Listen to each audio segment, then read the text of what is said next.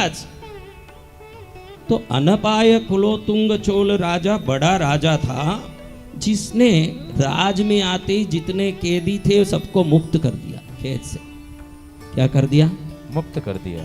कैदी कई प्रकार के होते हैं, चोर लुटेरे भी होते हैं, और राजाओं के कैद में दूसरे देश के जितने जासूस, दूसरे देश के जितने भी द्रोही लोग भी कैद में होते हैं, सबको उसने छोड़ दिया बाहर और शांति पूर्वक वो राज करने लगा। जब वो राज कर रहा था तो उनके मंत्री थे चेकिलार, वो एक परंपरा का नाम है, उनका नाम था अरुणमोळीवर्मा, लेकिन वो नाम उनकी परंपरा से रखा गया चेकिलार नाम। बड़े विद्वान मंत्री थे। आपके पास आपकी बुद्धि हो न हो, आपको मार्गदर्शन देने वाला अच्छा एक मित्र, अच्छा एक गुरु, या अच्छा एक भाई, या अच्छा एक बुजुर्ग आपके साथ हो जाए आपके जीवन में, आप मूर्ख भी क्यों ना हो, एक सच्चा मार्गदर्शक मिलने के बाद जीवन सफल हो जाता है। एक अच्छा मार्गदर्शक होना चाहिए। जय जय गुरुदेव। मंत्री शब्द का अर्थ ही यही है। मंत्र वो चीज, मंत्री बोलते हैं ना, राजाओं के नीचे जो है उनको क्या बोलते हैं? मंत्री। मंत्री का अर्थ क्या है? जो मंत्रों का निरंतर रटन करते हो, असली में उनको मंत्र बोलते हैं। मंत्र सिद्धि देता है, इसलिए मंत्र जाप करने वालों को मंत्री बोलते हैं। तो राजा के नीचे जो है उसको क्यों मंत्री बोलते हैं?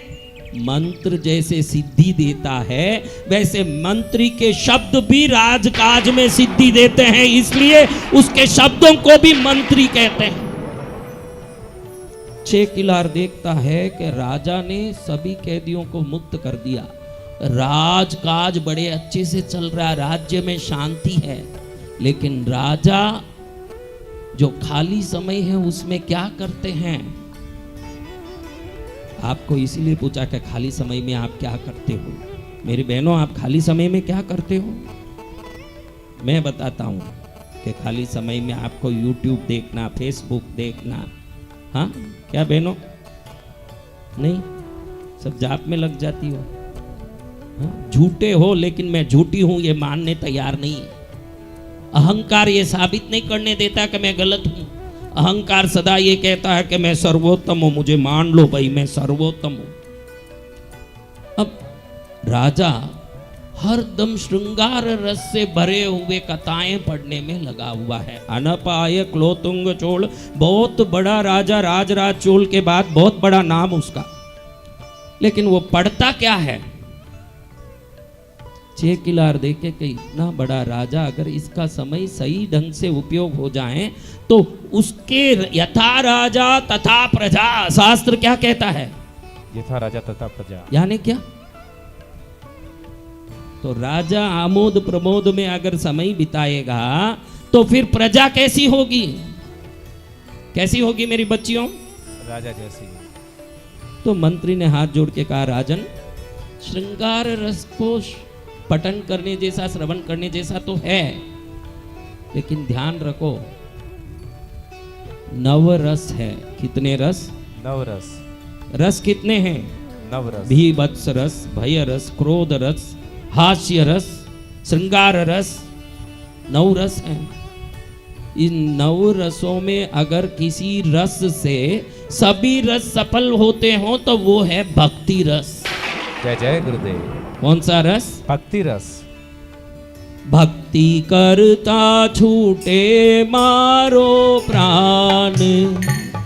किसी को भगवान ने पूछा, तुझे क्या चाहिए? आप सबको पूछ लें किसी को क्या चाहिए, तो आपके पास लिस्ट पहले से ही रेडी है। हाँ? आपको क्या चाहिए? क्या चाहिए?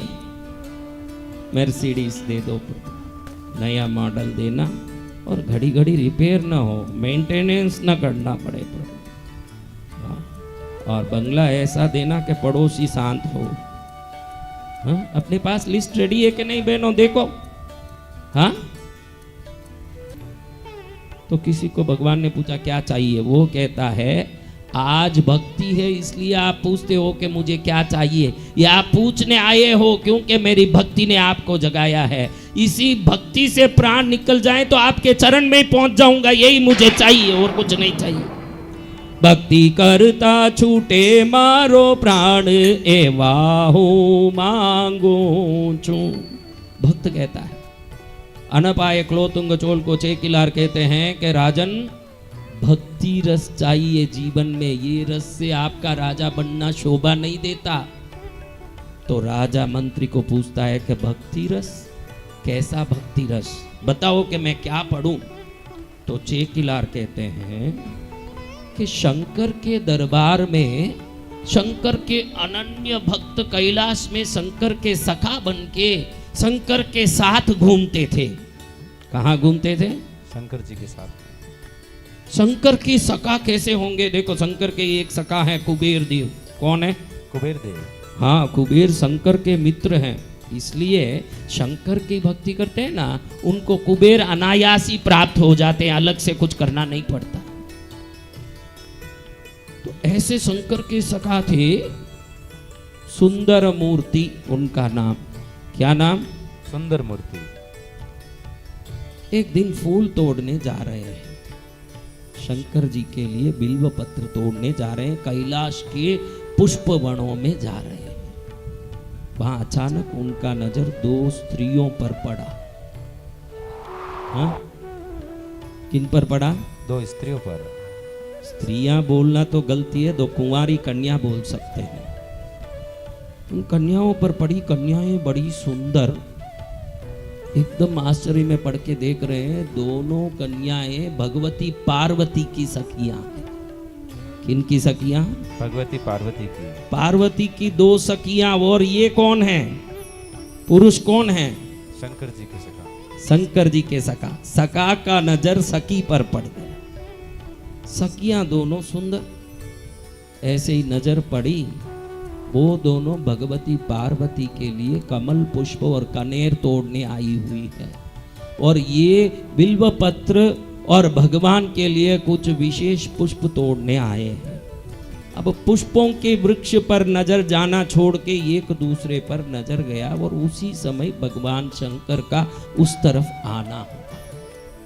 जैसे ही प्रभु ने देखा कि ये एक दूसरे में लय हो रहे हैं, तो प्रभु जी ने सुंदर मूर्ति को कहा कि भाई, ये जो स्थान तुम बैठे हो, आपको भी कहता हूँ, अन्य क्षेत्रे कृतम पापम तीर्थ क्षेत्रे विनश्यति, तीर्थ क्षेत्रे कृतम पापम वज्रलेपो भविष्यति।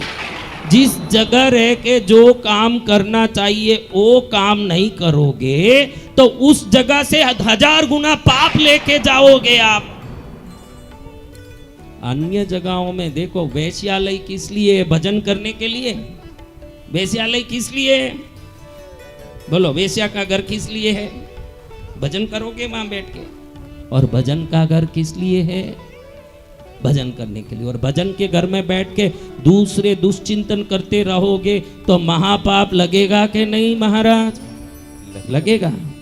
तो दूसरे क्षेत्र में इतनी सावधानी बरतने की जरूरत नहीं, कृष्णगिरी में बहुत सावधान रहने की जरूरत है, क्योंकि इस जगह रह के गलत विचार किया तो 1000 गुना पाप लग जाएगा। इस जगह में रह के मात्र भक्ति का ही विचार करना चाहिए। क्या विचार करना चाहिए? भक्ति का। हाँ, अन्य क्षेत्रे कृतम पापम तीर्थ क्षेत्रे विनश्यति, तीर्थ क्षेत्रे कृतम पापम वज्रलेपो भविष्यति। इस जगह में दूसरे विचार नहीं करना। भगवान शंकर कहते हैं अपने सखा को बुला के, मित्र देखो, ये कैलाश है, ये कैलाश पर्वत की परिधि के अंदर विचार से, बुद्धि से, वाणी से, प्रज्ञा से, चेतना से और श्रद्धा से, पांचों से भी सिर्फ शिव को ही याद किया जाता है और कुछ नहीं किया जाता इस क्षेत्र में। यहां रह के तुमने अगर दूसरी चीज का विचार किया तो इसका अर्थ है कि तुमको अब यहां रहने का अधिकार नहीं है। तुम धरती में जाओ, दक्षिण में जाकर के तुम जन्म लो। ये दोनों कमलिनी और अनिंदिता नाम से दक्षिण में जन्म लेगी। इन दोनों से तुम विवाह करके संसार के बंधन को पूरा करो, बाद में ही वापस कैलाश आना, क्योंकि कैलाश में कैलाशपति के सिवाय अन्य किसी का विचार करने की अनुमति नहीं है। क्या विचार करना? सिर्फ कैलाशपति का ही यहां विचार किया जाता है। दूसरा विचार किया, चल यहां से निकल। भगवान ने उनको श्राप या वरदान, जो सोचो, इस दोनों भी है। मन में आई लड़कियों के प्रति भाव तो उन लड़कियों को ही पाने का आशीर्वाद भी समझो, और कैलाश से मुक्त होके च्युत होने का श्राप भी समझो। आप जैसे समझो वैसी बात है। दोनों को निकाल दिया प्रभु ने, स्त्रियों को और पुरुष को भी निकाल दिया, जो तिरुवारूर नाम के दक्षिण भारत के क्षेत्र में जन्म लिए। और उन्होंने ही ये 63 भक्तों की कथा लिखी बाद में। ये बहुत बड़ी कथा है, उनकी कथा खुद, ये सका की कथा। वो बोलने जाऊं तो ये इन्होंने जो 63 भक्तों की कथा लिखी, इस कथा को पढ़ने के लिए चेकिलार ने अनपाय क्लोतुंग चूल को प्रेरणा दी। तो उन्होंने कहा कि ये कथा आप लिखिए। मंत्री को बोला आप लिखिए। मंत्री ने कहा इसको लिखने के लिए मुझे चिदंबरम, जहाँ दक्षिण में तमिलनाडु के चिदंबरम, जहाँ भगवान नटराज रहते हैं, 72,200 सोने के ईंटों से आज भी जो मंदिर बना हुआ है, सोने के ईंटों से, जहां पतंजलि और व्याघ्रपाद दोनों नृत्य करके आज भी भगवान को रिझाते हैं। जो बाबा रामदेव ने पतंजलि ब्रांड बनाया ना, उससे आप पतंजलि जानते तो हो। अंजलि में, अंजलि यानी हाथ, एक स्त्री हाथ को ऐसे करके चिदंबरम के पास की कावेरी नदी में खड़ी खड़ी स्नान करके सूर्य को अर्घ्य दे रही थी। और जैसे ही अर्घ्य दे रही थी, उस समय आकाश से भगवान आदिशेष को मन में आया कि मैं विष्णु के सदा सिर पर सैया करके बैठता हूं, और मैं देखता हूं कि विष्णु सदा शिव शिव शिव शिव जाप करते हैं। तो आखिर ये शिव की महिमा इतनी क्या है? मुझे शिव शंकर के चरण में ही रह के शिव की महिमा सुननी। तो विष्णु को पूछा कि प्रभु मैं शिव महिमा जानना चाहता हूं, मुझे आज्ञा दीजिए। तो भगवान नारायण ने कहा कि शिव महिमा जानना हो तो कैलाश में भी नहीं जान सकता, न पृथ्वी में भी नहीं जान सकता। दक्षिण भारत के चिदंबरम में नटराज भगवान स्वयं अपने नृत्य से पूरे ब्रह्मांड को हिलाते हैं। उस जगह जाके सेवा करेगा तो प्रभु शंकर की महिमा को अच्छे से समझ पाएगा। तो मुझे जाने की आज्ञा दो प्रभु, मुझे जाना है, मुझे जाना है प्रभु शंकर के धाम। मनडो मारो गमतो नते, मने जाऊं छे शंकर के धाम रे। मनडो मारो गमतो नते। आदिशेष भगवान ने सोचा कि मैं कैसे जाऊं चिदंबरम। नारायण किसी ध्यान में थे, बोले अभी कूद जा, अभी कूद जा। तो वैकुंठ से ऐसे ही कूद गए, और इधर ये औरत हाथ में ऐसे पानी लेके अंजलि करके सूर्य को अर्घ्य दे रही थी। सीधे जैसे ही वो कूद रहे थे, ये अंजलि करके अर्घ्य दे रही थी, इस हाथ की अंजलि में वो उनका पतन हुआ। पतन अंजलि में होने से वो पतंजलि ऋषि हो गए। पतंजलि ऐसे ऋषि हुए जो शंकर के परम भक्त होके चिदंबरम में सदा सदा प्रभु नटराज के चरण में, इधर व्याघ्रपाद, व्याघ्र यानी टाइगर, व्याघ्र यानी क्या? जिनके पैर टाइगर के, व्याघ्र के पैर की तरह होने से व्याघ्रपाद हुए। इधर पतंजलि, पतंजलि और व्याघ्रपाद दोनों आज भी रात दिन 24 घंटा जिनके चरण में सेवा करते हो, ये दक्षिण के चिदंबरम के नटराज का मंदिर है। अनंतों सिद्ध पुरुष वहां आज भी सेवा करते हैं। मनुष्य के शरीर की तरह ही उस मंदिर के 9 द्वार हैं। कितने द्वार? 9 द्वार। मनुष्य के शरीर में कितने द्वार? 9 द्वार। उस मंदिर के 9 द्वार। आप कभी चिदंबरम नहीं गए हो तो जरूर जाना। दक्षिण का नहीं, पृथ्वी का कैलाश माना जाता है। पूरा मंदिर चंदन की लकड़ी से बना है। 3000 एकड़ में मंदिर है महाराज। कितना एकड़ में? 3000 एकड़। आपके उत्तर भारत के पूरे 1 लाख मंदिर को इकट्ठा कर दोगे ना, 1 लाख मंदिर को, ये एक मंदिर 3000 एकड़ में है। हाँ, दक्षिण जैसे शिव भक्ति का भूमि नहीं। मैंने कहा ना कि 63 पुरुष जिन्होंने शिव की प्रत्यक्ष दर्शन प्राप्त की, वो 63 के 63 इस दक्षिण में जन्मे हुए हैं। शिव भक्ति देखनी हो तो दक्षिण में देखें, शिव पूजा देखनी हो तो दक्षिण में देखें। तो ऐसे पवित्र पावन क्षेत्र में चिदंबरम नटराज मंदिर में चेकिलार चैत्र महीने के आर्द्रा नक्षत्र, आर्द्रा नक्षत्र की विशेषता क्या है महाराज? आर्द्रा नक्षत्र शंकर जी का नक्षत्र है। किनका नक्षत्र? शंकर जी का नक्षत्र कौन सा है? आर्द्रा।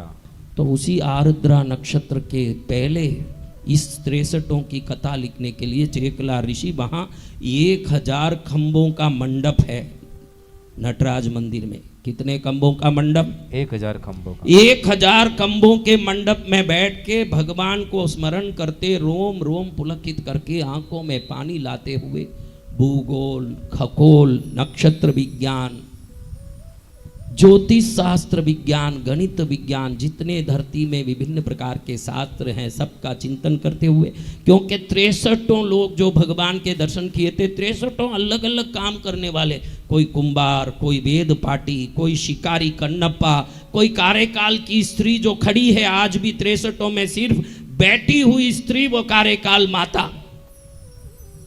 ऐसे विभिन्न लोगों की कथा लिखने के लिए पहले इन्होंने ज्ञान एकत्रित किया। फिर उस ज्ञान को बढ़ाने के लिए राजा खुद पूछ रहा है कि अब ये कहानी सुनने के लिए मैं कितने दिन चिदंबरम में रहूं।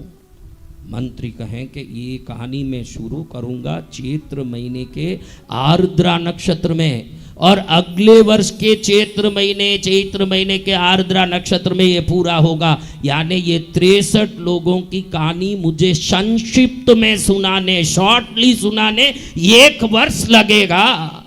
राजा कहता है कि मैं 1 वर्ष के लिए चोल राजधानी को चिदंबरम में स्थानांतरित करता हूं, और जगत में जितने बड़े बड़े राजा मंत्री हैं, बड़े बड़े लोग हैं, सबको आमंत्रित करो कि ये दिव्य वाणी को श्रवण करने पृथ्वी के सभी राजा, महापुरुष, वेद पाठी, विद्वान, सामर्थ्यवान, लोक कल्याणकारी, लेखक, भाषक, सबको आमंत्रित करो। पूरे चिदंबरम को सजाओ और सुंदर बनाओ। नटराज मंदिर में ऊंचा सा आसन लगाओ जिस पर जरी का वस्त्र डालो, सोने का सिंहासन बिछाओ जिस पर चेकिलार स्वामी को बैठाओ। वो मेरे मंत्री हो तो क्या, आज वो कहानी सुनाएंगे प्रभु की महिमा करने वाले सेवकों की। वो राजाओं के भी राजा हैं, उनको ऊपर बैठाओ, उनके नीचे बैठ के मैं ये कहानी सुनूंगा, और सभी लोग इस कहानी को सुनने के लिए तत्पर हो जाएं। इन कहानियों को सुन के एक एक सेवक की जैसे जैसे प्रभु की कहानी सुनते जाएंगे, वैसे वैसे शंकर की कृपा बरसती जाएगी, धरती कल्याण मंगलकारी हो जाएगी। जय जय गुरुदेव। आया चैत्र का आर्द्रा नक्षत्र का दिन, बड़ा उत्सव का मौका आया। जगह जगह तोरण बंधे हुए हैं, केले के झाड़ बंधे हुए हैं, रास्ते भर गुलाब का जल छांट के रथों की आने की व्यवस्था की गई है। गुलाब के पुष्पों रास्ते भर में बांटे हुए हैं, जगह जगह वाद्य बज रहे हैं। शुभ मुहूर्त में पंडितों वेद पाठ करें, कलश कुंभ लेकर के चेकिलार की स्वागत करें। हाथ में लिखा हुआ पेरिय पुराणम, पेरिय यानी बड़ा, आप बोलते हो ना गरुड़ पुराण, क्या बोलते हो? गर्भ पुराण, नारद पुराण, शिव पुराण, विष्णु पुराण, अग्नि पुराण, मार्कंडेय पुराण, बोलते हो कि नहीं? जी भगवान। ये 63 की कथा का पुराण का नाम क्या है पता है? बड़ा पुराण। क्या पुराण? बड़ा ये पुराण। जितने पुराण हैं भगवानों की, उनकी भक्ति करने वाले सेवकों के पुराण का नाम रखा गया बड़ा पुराण। इन सबसे भी बड़ा, उसका नाम क्या रखा गया? बड़ा पुराण। हाथी पर सोने की अंबारी लगा के, अंबारी के पीछे स्वयं अनपाय क्लोतुंग चोल राजा दोनों हाथ में चावर डोल रहा चेकिलार मंत्री का, और आगे मंत्री सोने के थाल में लिखा हुआ पुराण हाथ में लेके चल रहे हैं। आकाश से देवता पुष्प बरसा रहे हैं, जैसे लीला एकदम चेतनमय होके सुन रही है, इस प्रकार से बरसा रहे हैं आकाश से देवता पुष्प। कैसे बरसा रहे हैं? और मंदिर में प्रवेश हुआ, मंदिर में मंच लगाया गया है। क्या लगाया है?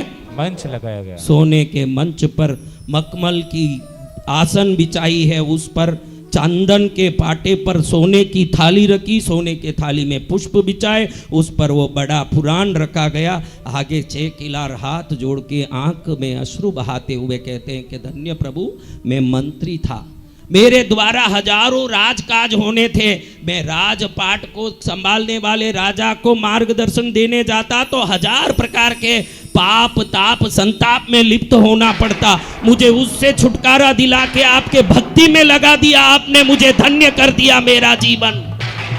आपको अनंत कोटि प्रणाम। 6 किलार शुरू करते हैं भगवान की भक्तों की कथा। ये कथा बड़ी लंबी है, मैं अब ये कथा 5 दिन शिवरात्रि के लिए नहीं सुना रहा हूं। आगे जो 16 दिन यहाँ कार्यक्रम चल रहा है, पूरा 16 ही दिन इसी कथाओं को सुनाते जाने वाला हूं, ताकि इन कथाओं को सुन के हम समझ पाएं कि हम कितने नालायक और तुच्छ हैं। ये सुनने के बाद उनकी महिमा समझ नहीं पड़े तो चलेगी, अपनी गलतियां जरूर हमको समझ पड़ जाएगी। ये पक्की बात है कि मैं कितना गलत हूं न कितना पापी हूं। ये समझ आ जाए तो हमसे बड़ा योग्यवान कोई नहीं है। ये समझ आ जाता है अच्छे से इन कथाओं में। वो बैठ के वहां कथा शुरू करते हैं। इस कथा को लिखा ना जब 6 किलार, तो कोई भी चीज में स्टार्टिंग ट्रबल एक होता नहीं बेटा दिनेश जी। तुम लोग भी पहले जब मंच में बोलने गए होंगे बहुत साल पहले, तो क्या बोलूं ये सोच आया होगा, नाचने वाली को कैसे शुरू करूं ये सोच आता है, गायकों को कौन से गीत से शुरू करूं ये सोच आता है, और कैमरामैन को किस एंगल से लूं ये सोच आता है। तो ये हर एक को आता है जिसका नाम है स्टार्टिंग ट्रबल। क्या है? Starting trouble. तो ये 6 किलार को भी आया। जब लिखना, अभी नहीं, अभी तो उन्होंने लिख दिया और आके मंच पर बैठ गए। जब लिखना शुरू किया, उन किताब की महिमा के लिए बताना चाहता हूँ, ये बता दूं बाद में कथा शुरू करें, इसलिए बताना चाहता हूं कि क्या महिमा है।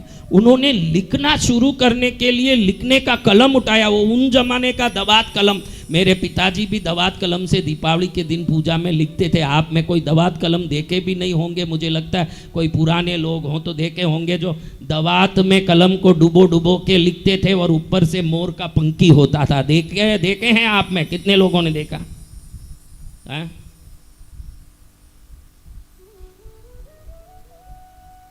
जैसे ही दवात में कलम डाला, लिखना शुरू किया, बिल्कुल लिखने का समझ नहीं आया कि आखिर लिखूं क्या। तो मन में समझ पड़ा कि बड़ी गलती हुई। प्रभु की महिमा, प्रभु की भक्ति को प्रभु से ही लिखवा के शुरू करना चाहिए। 6 किलार ने प्रार्थना की कि हे शंकर नटराज, इस चिदंबरम मंदिर में विराज के आप नृत्य करते हो, तो ये नृत्य के ताल गति से ही 84 लाख जीवन योनियों के हृदय का धड़कन चलता है। भगवान क्यों नृत्य करते हैं पता है? जिस दिन उनका नृत्य बंद हो जाएगा, संसार की लीला बंद हो जाएगी। और नृत्य नहीं है, वो संसार का ताल लय है। आपके अंदर एक चीज चलती है ना, टिक टिक टिक टिक, क्या है वो? प्रभु के ताल लय से चलने वाला हमारा जीवन का ताल लय है। अगर उस दिन वो प्रभु का ताल लय बंद हो जाएगा, हमारा ये चलना फिरना, संसार प्रपंच ब्रह्मांड का हलन चलन बंद हो जाएगा। ये प्रभु की लीलामय, ये दिव्यमय, ये प्रभु की शक्ति को मैंने सोचा नहीं, मैंने खुद ही दवात में कलम डाल दिया। गलती कर दी प्रभु, आप शुरू कराइए। ये इतनी बड़ी 63 सेवकों की कथा मैं कहाँ से लिखूं, आप लिखवाइए। सीधे उठ के गए नटराज के मूल स्थान पर, जहाँ शिवकामी माता शिव पर ही अपना कामना बना रखती है, इसलिए पार्वती माँ का चिदंबरम में नाम है शिवकाम सुंदरी। सुंदरी तो है ही, बड़ी सुंदर, माँ से बड़ी सुंदरी जगत में कौन हो सकती है। लेकिन शिव की ही, उसके मन में एक ही कामना है कि मैं शिव का ध्यान करती रहूं, इसलिए वहाँ उनका नाम है शिवकाम सुंदरी। और भगवान भी नृत्य करते हैं तो सीधा नृत्य नहीं करते, अपनी पत्नी की ओर मुख करके नृत्य करते हैं। कहते हैं कि जो मेरी कामना करके जीवन बिताते हैं, वो मेरी पत्नी हो या मेरे सेवक हो या मेरे भक्त हो, मैं उनका हो जाता हूं और मेरा मुख उनकी तरफ हो जाता है, मैं सदा उनका बन जाता हूं। तो सीधे नटराज मंदिर में जाके 6 किलार स्वामी हाथ जोड़ के कहते हैं कि प्रभु, मैं लिखना शुरू करके मूर्ख बन गया स्वामी, गलती हो गई। लिखना था आपको, मैं क्या लिखूं? आपके चरण की सेवा किए हुए भक्तों को आपसे ज़्यादा कौन जान सकता है। आप शुरू कीजिए, आंख में आंसू बहाते हुए, गलती की क्षमा मांगते हुए, चरणों में गिर के फुट फुट के रो रहे हैं सेकिलार स्वामी। तब जोर से आकाश से वाणी हुई, पहला पंक्ति भगवान शंकर ने बोला, उलगेला मुनर्द बोदर करियवन।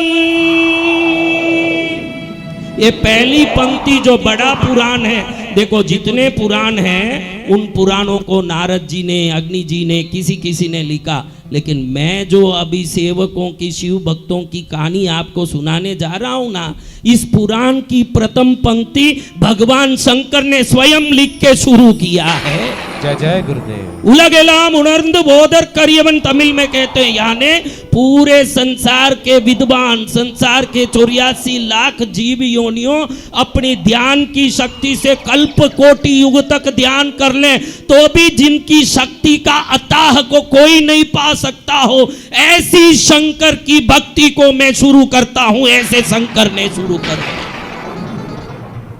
पूरे ब्रह्मांड के विद्वान मिलके भी अपनी विद्वता को एकत्रित कर लें तो शंकर के चरण की धूल को भी नहीं जान सकेंगे। ये शक्तिमय शंकर की भक्ति करने की शक्ति स्वयं शंकर ने ये प्रथम पंक्ति लिख के दी। बाद में चेकिलार ने पूरा पुराण लिखा। इसमें विभिन्न 63 लोगों की कथा है। क्यों सुनना महाराज ये कथा? हम भी तो भक्ति करने आए हैं कृष्णगिरी, हाँ हम भी तो आए हैं। उनकी भक्ति कैसी थी ये समझ आए तो शायद हम में सुधार आ जाए, हम में परिवर्तन आ जाए।